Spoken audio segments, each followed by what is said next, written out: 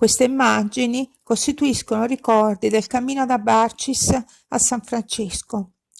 Il cammino inizia in centro di Barcis sulla strada regionale della Valcellina in corrispondenza dell'incrocio con la via San Francesco che sale a destra verso le pendici montane, innanzi al capitello della Crocifissione, anche detto capitello della Passione, realizzato in questo punto nel 1845, costruito da una persona del luogo che aveva fatto un voto e che aveva fatto sistemare all'interno questa grande statua scolpita in legno che rappresenta Gesù crocifisso, che è stata realizzata da un artista della Val Gardena e trasportata fin qui a spalla in cammino.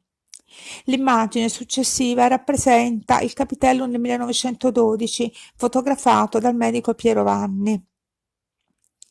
Al lato del capitello si comincia a camminare su via San Francesco, uno sguardo al lago, al panorama e poi si prosegue in salita, sulla strada fiancheggiata da case, da orti, da prati, una strada molto panoramica, via via che si sale, alle nostre spalle il panorama si apre sulla valle circondata dalle montagne.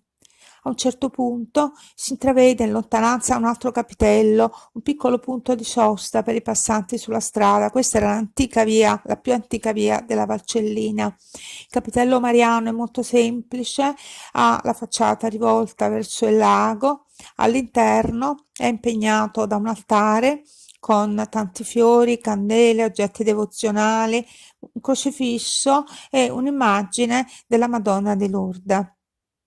Il capitello è equilibratamente immerso nel suo paesaggio e dall'interno consente di godere un ampio panorama con vista sul lago e sulle montagne boscose che la circondano. Oltre il capitello si prosegue in cammino in un'area piena di boschi, si attraversa un rivo con un ponticello e si prosegue il cammino in salita attraverso boschi fiancheggiati, la strada è fiancheggiata da alberi finché si giunge in una radura adibita al pascolo e all'apicoltura, un'area recuperata di recente che fino a pochi anni fa era in selvatichita. Ampi scorci panoramici verso il lago di Barcis si aprono alla nostra destra. Il percorso è veramente molto piacevole. Alle nostre spalle il panorama, via via che si sale, è un panorama sempre più ampio.